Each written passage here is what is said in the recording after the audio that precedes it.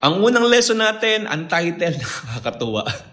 Bakit wala ka pang benta? Tingin mo, bakit? I believe that sales is something that we can all do.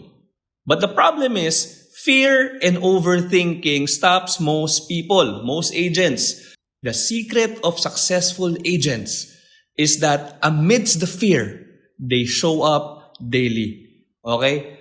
Remember, walang perfect na seller. Most of the time, i-reject tayo ng mga taong kinakausap natin.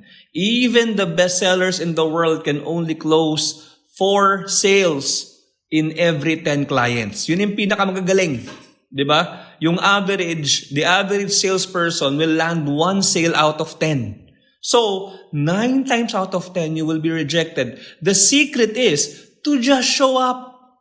Tell yourself, just show up. Even if there are times na hindi ka ready, even if there are times na tingin mo hindi ka enough, just show up. Okay?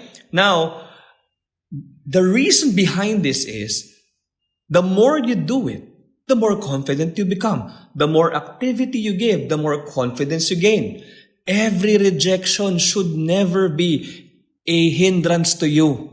As a sales agent, remember, we eat rejections for breakfast. Why? Because every rejection is a lesson to help you. Okay? Now, baka yung iba sa inyo nag-iisip, ang dami ko pang kailangan matutunan. Yes, totoo. Pero, you don't need to be the great salesman that you're meant to be to begin. Just show up. All you have to do is start. Okay? So, as we begin, the more lessons that we will talk about, your mindset should be, just show up. Okay? Tell yourself again, just show up.